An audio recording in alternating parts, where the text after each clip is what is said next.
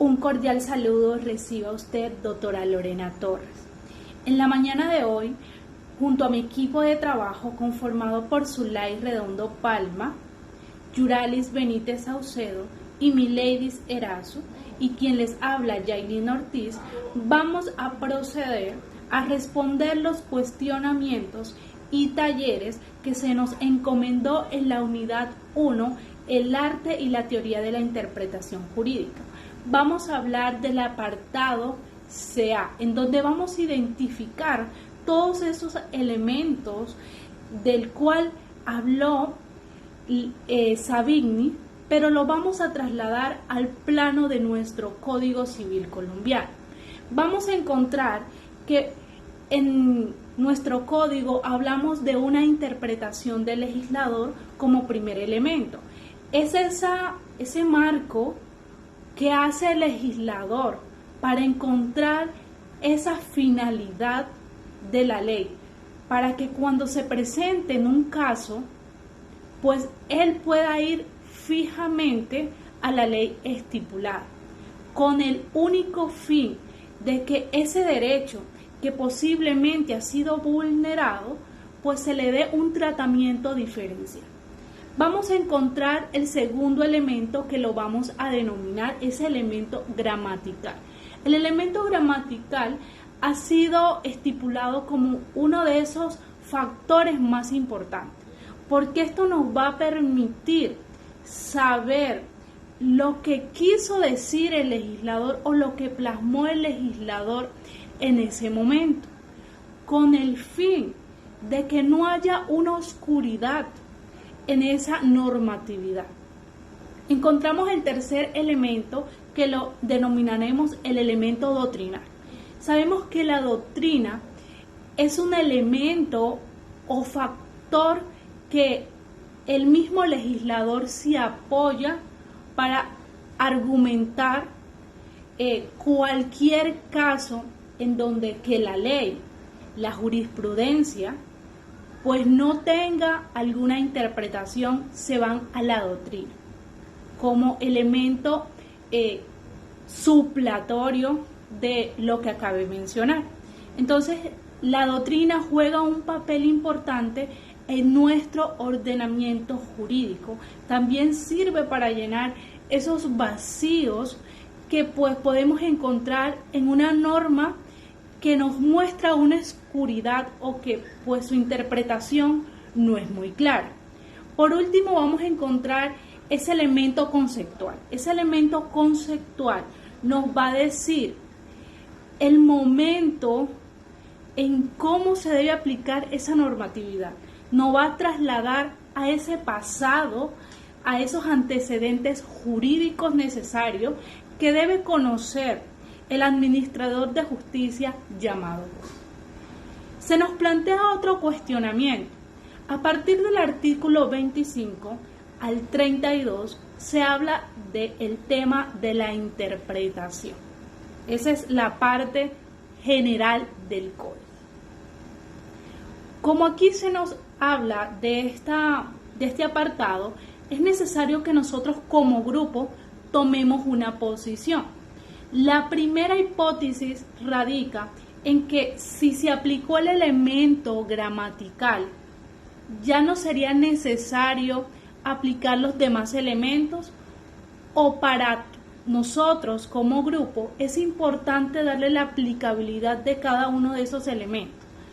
Pues la tesis que nosotros planteamos es que se debe aplicar cada uno de esos elementos que nombró Savigny y que se encuentran estipulados en nuestro Código Civil colombiano, porque nos va a permitir darle certeza, seguridad al momento que se nos presente un caso.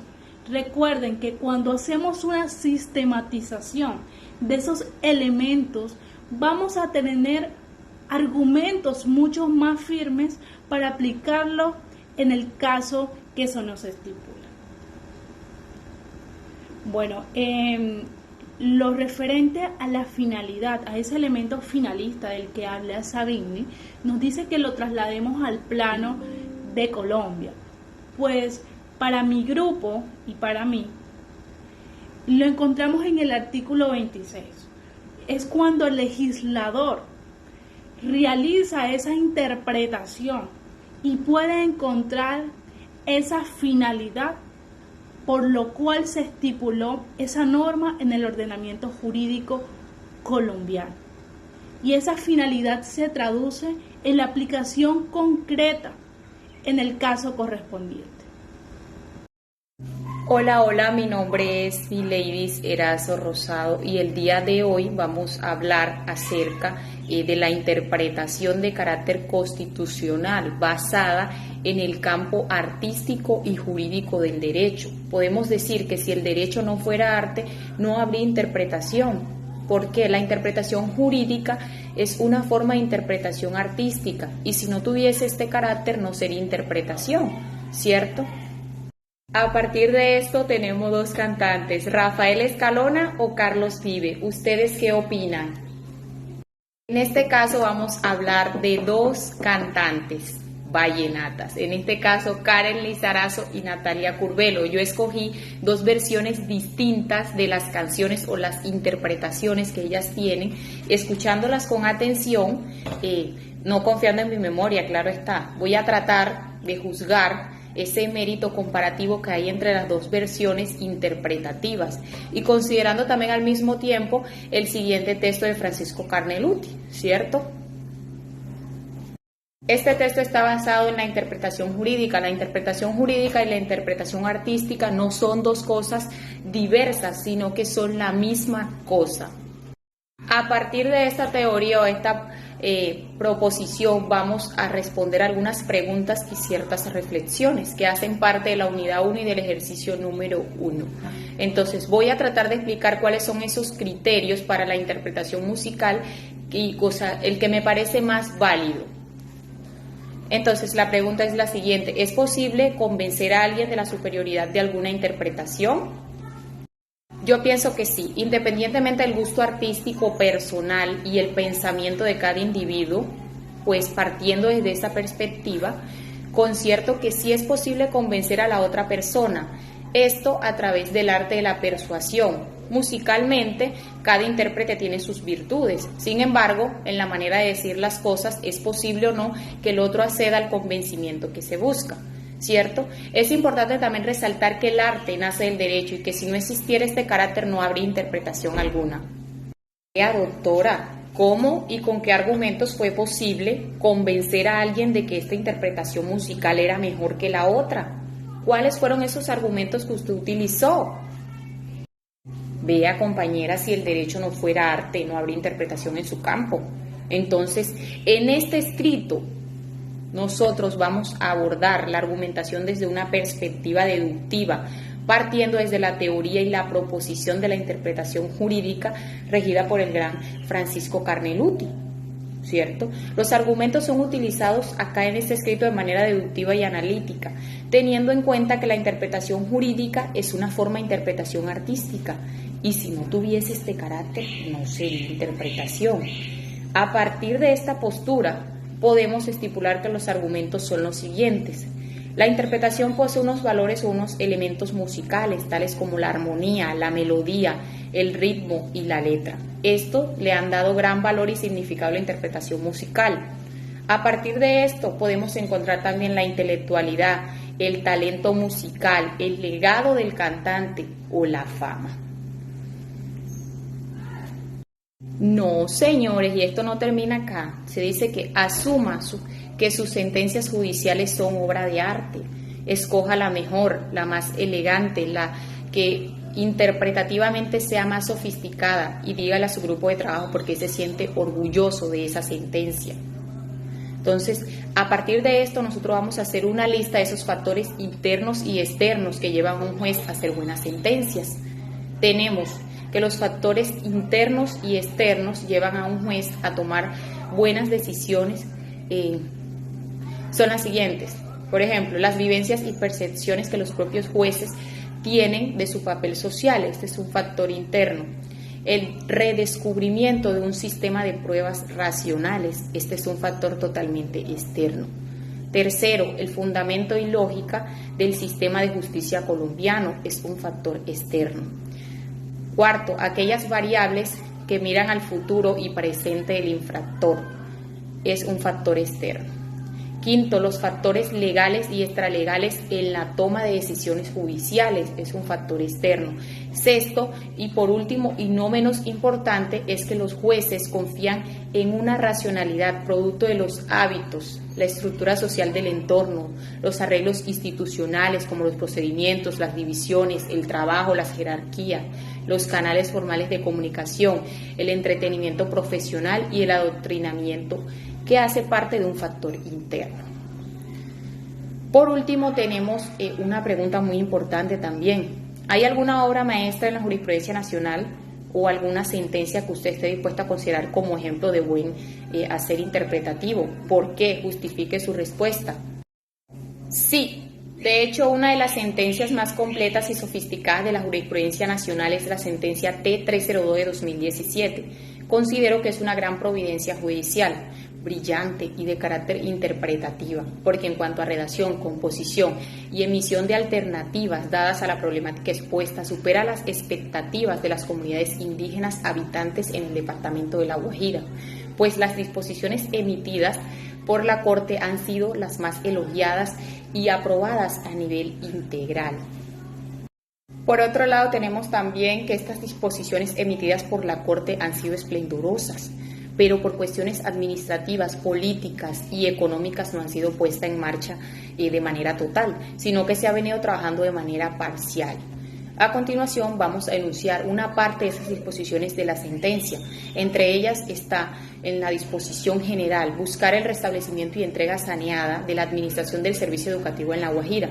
Podemos estipular que la Corte Constitucional declaró el estado de cosas inconstitucionales frente a la protección especial de los derechos al agua, salud y alimentación para las comunidades indígenas guayú del departamento de La Guajira. Esto es todo. Chao, chao. Buenos días a todos los presentes. A mí me corresponde explicar el ejercicio número 2 de la unidad número 1, el arte de la interpretación. El propósito de esta actividad es interpretar textos bíblicos dependiendo de la cosmovisión y perspectiva de los creyentes. Para esta actividad, pues la persona a abordar este tema es Yurali Saucedo, quien es miembro de la comunidad Santo de los Últimos Días. Buenos días a todos los presentes, mi nombre es Yurali Saucedo, soy miembro de la Iglesia de Jesucristo de los Santos de los Últimos Días y hoy vamos a analizar la siguiente frase. Y dijo pues, dad al César lo que es de César y a Dios lo que es de Dios. Mateo 22:21. Para poder indagar sobre esta frase me he planteado tres aspectos fundamentalmente. El primero es evaluar el concepto de César, el cual, si nos vamos al estudio, para analizar las escrituras, encontramos la siguiente definición. César, en el Nuevo Testamento, título por el cual se conocía a alguno de los emperadores romanos. En las escrituras se utiliza esta palabra como símbolo de gobierno o poder mundanos. Entendiendo este concepto, ya podemos definir que el César era una persona que tenía poder y autoridad sobre el pueblo romano y sobre los judíos, que no era una persona cualquiera, era una persona importante, que como tal estaba encargada de poder hacer cumplir la ley. El segundo aspecto es cómo se da esta escritura, el contexto en el cual se encuentra Jesucristo. Entonces, si nos vamos unos versículos más adelante, en el versículo 17 encontramos que Jesucristo estaba siendo interrogado. Dinos pues, ¿qué te parece? ¿Es lícito dar tributo a César o no? A lo que Jesús responde. A lo que Jesús percibió la malicia de ellos y les dijo, ¿por qué me tentáis, hipócritas? Mostradme la moneda del tributo, y ellos le presentaron un denario. Entonces les dijo, ¿de quién es esta imagen y la inscripción? Y le dijeron, de César. Y les dijo, dad pues a César lo que es de César y a Dios lo que es de Dios. Algo que tenemos que entender es que Jesucristo entendía la importancia del César, entendía los poderes y los alcances que él tenía dentro del contexto donde estaba. Lo que implicaba que si él decía de que si él decía de que era ilícito dar tributo a César, se estaba yendo en contra de Roma, lo cual representa que éste iba a ir en contra de él. En este sentido, tenemos que Jesucristo, al ver la malicia con la cual le preguntaba, él respondió de la siguiente manera para enseñar y decir de reconocer la autoridad del César, la autoridad de Roma. En este sentido, pues si él hubiera optado por una otra respuesta, lo que equivaldría a esto, analizándolo de la manera, es que él se iba a convertir en una persona que iba a ser un libertador y no como el salvador del mundo. En este sentido, pues como él actualmente lo siguen y en esos tiempos lo seguían mucha gente, eso representaría un problema político, social y religioso para Roma. Bien, evaluado esto, pues al entrar en el contexto de cómo lo vemos la comunidad santa en los últimos días, tenemos lo siguiente, y es que no solamente estamos llamados a obedecer a Dios, sino también llamados a obedecer la ley, a obedecer el Estado. Esto lo fundamentamos en el artículo número 12, el cual es una carta titulada Artículos de Fe, que fue escrita por José Smith, la cual establece las creencias de los santos en los últimos días. En el artículo 12 que hago mención dice lo siguiente: creemos en estar sujetos a los reyes, presidentes, gobernantes y magistrados, en obedecer, honrar y sostener la ley. En este sentido, damos por hecho de que como creyentes no solamente nos debemos a Dios, sino también nos debemos a la nación a la cual representamos. Entonces, estamos llamados a votar, a pagar impuestos, etc. No solamente a guardar los mandamientos que una vez aceptamos cuando nos hacemos miembros de la comunidad. Muchas gracias. Para darle respuesta a cuál fue el papel fundamental de Jesucristo, tenemos que entender dos aspectos. El primero es, como ya lo dije, Jesucristo es el Salvador del mundo. Él vino aquí en la tierra para pagar por nuestros pecados. El segundo aspecto es que es el abogado, es nuestro abogado frente a Dios. En este sentido, entendemos que la función de Jesucristo no solamente es para salvarnos del mundo y ya. Él realmente vino para abogar sobre nuestros pecados a medida que nosotros nos arrepentimos. Es ahí en donde la función de Jesucristo entra a ser un mediador entre la justicia y entre nosotros. Entendemos que las leyes de Dios hay que cumplirlas y que como tal cada ser humano tiene que someterse a ella cuando acepte a Jesucristo. Si bien es cierto, entendemos que Jesucristo, su papel fundamental es hacernos merecedores de la salvación, de la eternidad, de llegar a ser semejante a Dios. Por eso Él vino a darnos el ejemplo, siendo humano también, teniendo cada una de las aflicciones que el ser humano podía tener, ansiedad, depresión, la pérdida, todo esto, Él entró a vivirlo para poder entendernos a nosotros y poder algún día, cuando estemos en los tribunales de Dios, comprender al ser humano, comprender a Yuralis, comprender a cada uno de nosotros las situaciones por las cuales pasamos y decir frente a Dios que aún si nosotros nos equivocamos y decidimos no obedecer a Dios, volvimos nuevamente al camino y nos arrepentimos. En este sentido, podemos entender a Jesucristo también como un abogado de nosotros frente a Dios en lo que Él le manda como su justicia. Si bien es cierto, antes que viniera Jesucristo, la ley mosaica era una ley que había que seguir el pueblo judío de manera estricta para que recordaran a Jesucristo. Una vez vino Jesucristo aquí a la tierra, eso generó que las cosas fueran nuevas. Hablamos del Nuevo Testamento, ya no contamos de atrás para adelante, sino de adelante, sino contando los años, año después de Cristo, segundo año después de Cristo y así sucesivamente. Entonces, Él vino a dar un nuevo orden, Él vino a cambiar las cosas, no solamente a enseñarnos. Y es así como vemos nosotros a Jesucristo.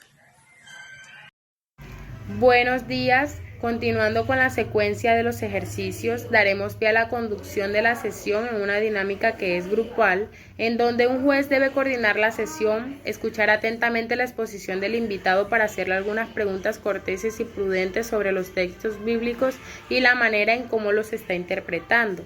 Y aquí pues esa persona tratará de suprimir sus propias creencias a la hora de hacer dichas preguntas, en donde pues haremos una descripción de la forma en cómo el invitado está interpretando este texto. Mencionamos que el desarrollo del propósito de esta actividad es que la conducción de esta sesión será precedida por Yailin Ortiz Oñates, quien fungirá como jueza, y mi persona Zulay Redondo Palma, quien haré pues una pequeña entrevista. Al final también resolveré algunos interrogantes y concluiré con el tema.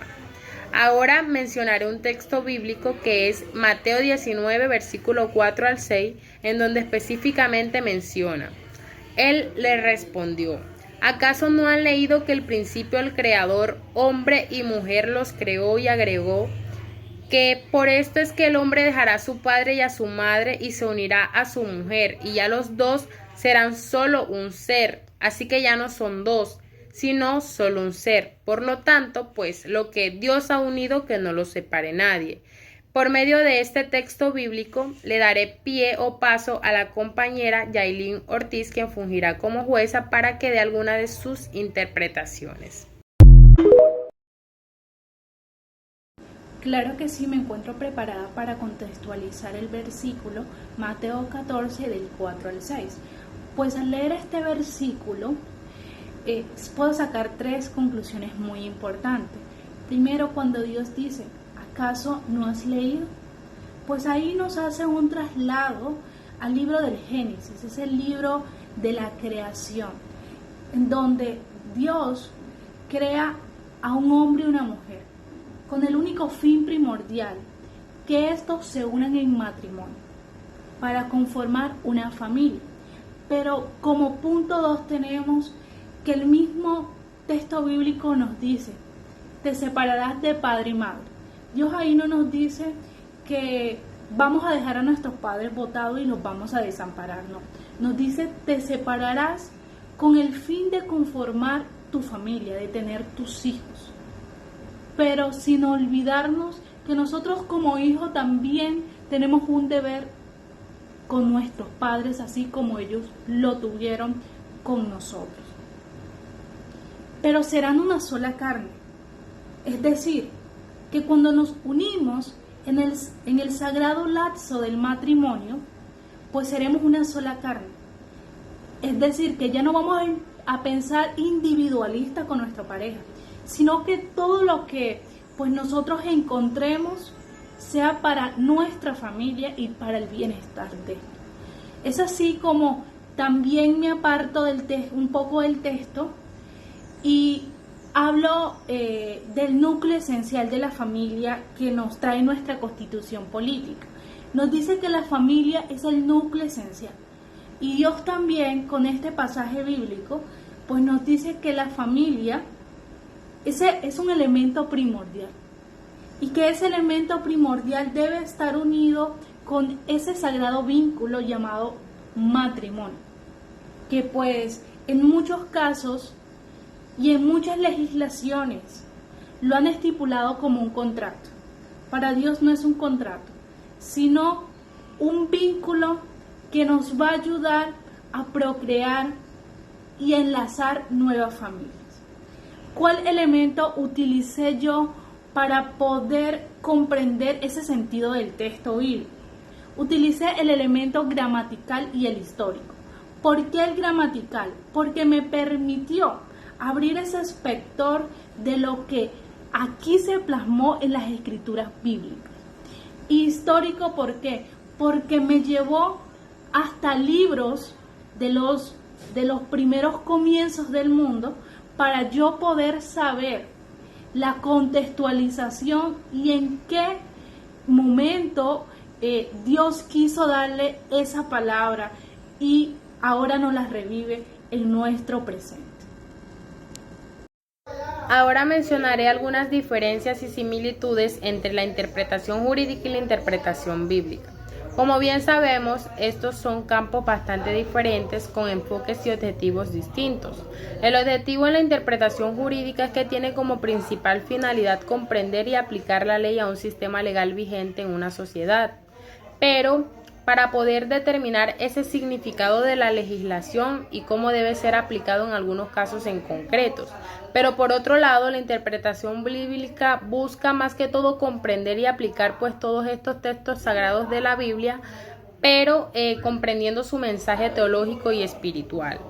Está la naturaleza de los textos. ¿Por qué? Porque la interpretación que se realiza en la Biblia es acerca de todos esos pasajes bíblicos en cuanto a la historia en el tiempo pasado, todo lo que está por venir, las conductas, los pecados, etcétera. Pero a diferencia de lo que es la interpretación jurídica, aquí se analizan esos textos de índole normativa. Dentro de las similitudes tenemos la interpretación del texto. ¿Por qué? Tanto la jurídica como la bíblica implican un análisis y una comprensión de todos esos textos que se han escrito. Y en ambos casos, pues los intérpretes ya se enfrentan a ese desafío de poder entender el significado de los pasajes para poder aplicarlos en algunos casos en específico. El contexto también es muy importante, ya que tanto la bíblica como la jurídica se fijan ese contexto en la disposición en la que puede ser fijada alguna razón para poder ayudar a realizar una mejor interpretación. Esto todo sirve para ver esa mejoría, para evitar pues la intervención de creencias religiosas personales en alguna interpretación jurídica, que es obviamente esencial para poder garantizar una imparcialidad en lo que es la aplicabilidad de la ley, para poder básicamente asegurar un ejercicio adecuado a todos los poderes estatales. ¿Por qué? Porque ya aquí la jueza debe siempre mantener una serenidad para evitar esas posturas que sean parciales o con favoritismo en esas diversas situaciones que se le puedan presentar. Y pues observamos que con el anterior análisis pudimos inferir que la función que tiene la interpretación jurídica es bastante importante, porque precisamente sirve para eso, para eliminar todas esas actuaciones o esas situaciones de imprecisiones que puedan presentarse en normas generales para algunos casos excepcionales. Es por ello que el derecho debe ser entendido como un arte que busca como tal el bienestar de todos esos sujetos en nuestra sociedad a partir de esas historias y problemas como agente de justicia. Gracias.